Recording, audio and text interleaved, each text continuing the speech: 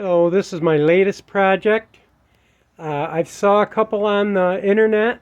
One guy made it out of 3 buckets. I didn't think it needed to be made out of 3 buckets. 1 bucket would be plenty. This is a mosquito and bug trap.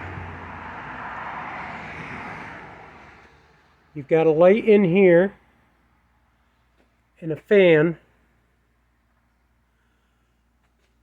and it blows them into the bottom of the bucket, which also has a screened bottom that goes right on underneath. So the holes in the side are screened so the bugs can't get out, but up in the top it's open so the bugs can get in. Now what happens is, this is a 25 watt bulb. They suggest using a black light bulb, but mosquitoes aren't attracted to black lights. They're attracted to heat. So 25 watt bulb lets off just about the same amount of heat that your body temperature does when it gets warm. So what's going to happen is the bugs will come in through the side. The fan will, being upside down, will suck the bugs down through the fan and into the bottom.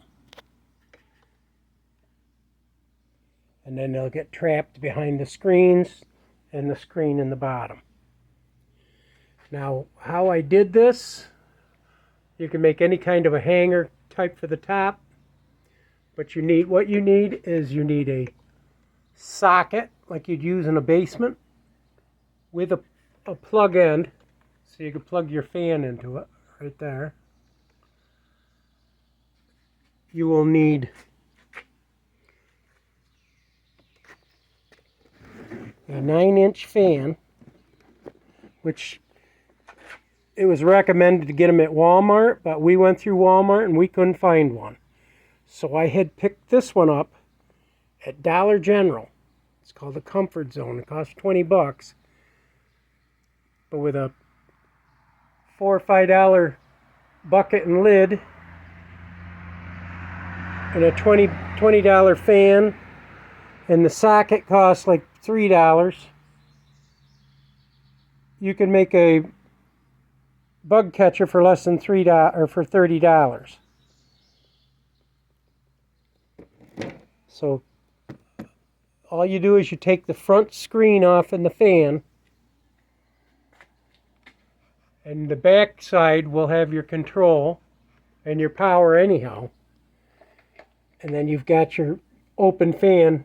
The bugs come down through the screen in the top, suck down through there, and then I've got these screens hot glued in place so the bugs can't get back out. And once you put your bottom on it, they just snap right onto the bottom of the buckets. Easy cleaning. You've got a good 3 or 4 inches from below the fan blade to catch moths and mosquitoes and flies and anything else that come into it. I couldn't see having another extended bucket, because if you've got 4 inches of bugs in the bottom of your fly catcher or mosquito catcher before you empty it out, you got bigger problems than just a few mosquitoes. All right, so what I started with is this band up here. From the bottom of the bucket to here is 3 inches, and from the bottom of the bucket to here, which let me get this down, you see what I'm talking about with the bottom of the bucket now.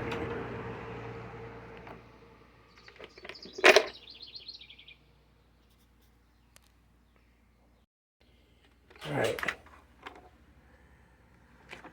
If you get out here in the sunshine, maybe it'll be a little better for you to see. But you see the top of the bucket's here. You keep your snap-on lid. At the bottom of the bucket is the opening itself is 8.5 inches. And then but what you'd be better off doing laying the bucket on its side, measuring 3 inches up, go all the way around the bucket 3 inches with a magic marker, do the same thing at 6 inches.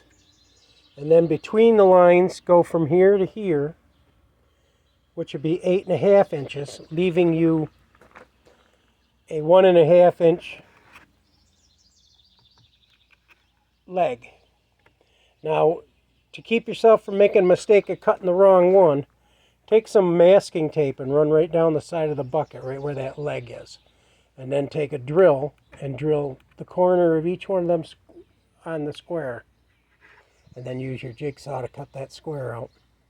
There'll be 4 squares all the way around. Now, what I saw on the internet, they had it all cut out up here too. But I figured to make it stronger, I would just take a 2-inch hole saw. You could probably use a 1.5 or 3 inch or whatever size you got, or can find. And I just drilled 8 holes all the way around, and I fit some screen on the inside and used some of the high temp glue from the glue gun. And then you will, once you get that, the screen on that, and you cut your bottom out of your lid, put a screen on that and glue it in. Then you'll measure up for your fan and drill a hole, because this hole and screw is what holds the fan onto the bracket. You take the bracket off the fan because you're going to end up using just the bottom part of the fan. And you can see I'm a good inch away from the bulb to the bottom of the fan, which is good. You don't have to worry about any overheating or anything.